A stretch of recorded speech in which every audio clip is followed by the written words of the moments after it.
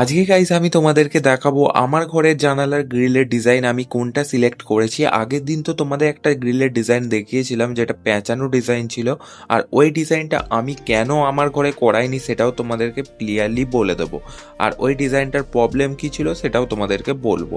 তো আজকে সকাল সকাল আমি অফিসে যাইনি, কারণ আমাদের বাড়িতেই কাজ হবে, সেই জন্য আমি আজকে সকালবেলা বাড়িতেই ছিলাম।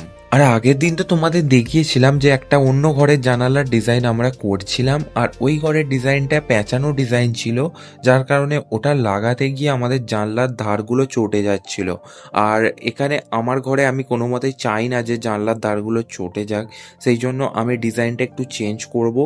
আর এটা আমি দু পার্টে করার চেষ্টা করব, কারণ আমার ঘরের জানালাগুলো অনেকটাই বড় বড় ছিল, কারণ একটা ছিল 6 ফুটের আর একটা ছিল 8 ফুটের।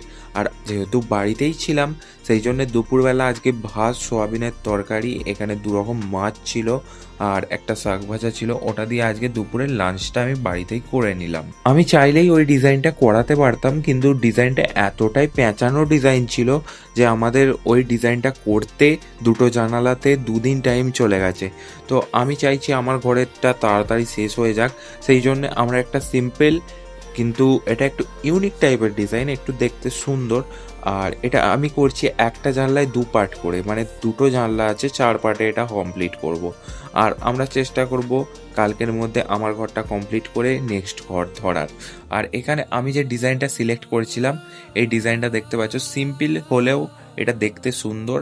আর যখন লাগাবো কালকের ব্লগটা তোমরা অবশ্যই দেখবে। কালকের ব্লগে আমার ঘরটা লাগিয়ে আমরা কমপ্লিট করব, আর ফাইনাল লুক তোমাদের সাথে আমি শেয়ার করব। আর যেহেতু এটা এসএস এর টিউব দিয়ে করা ছিল, সেহেতু আমরা একটু রেড বব লাগিয়ে ঘষে নিচ্ছিলাম, যার কারণে একটু গ্লোজি হবে, আর কিছুই না। আর আমরা পুরো দুটো জানলা সেটই রেডি করে দিয়ে যাব আজকে। আর কালকে এসে প্রথমেই আমরা জানলা দুটো আগে লাগিয়ে দেবো, তারপর আমার ভাইয়ের ঘরটা বা অন্য কোনো ঘর আমরা ধরবো। আর এখানে আমাদের গ্রিল পুরোপুরি কমপ্লিট হয়ে গিয়েছিল, আর তোমাদের কালকে ফাইনাল লুক দেখাবো যে গ্রিল লাগিয়ে আমার ঘরটা কীরকম লাগছে। তো অবশ্যই কালকের ভিডিওটা দেখবে। তো আজকে সন্ধেবেলা নাস্তা করতে আমি বসে পড়েছিলাম, আর তোমরা অবশ্যই কমেন্ট করে জানাবে আমার ভিডিওগুলো কেমন হচ্ছে আর আমার ব্লগগুলো কেমন লাগছে তোমাদের দেখতে।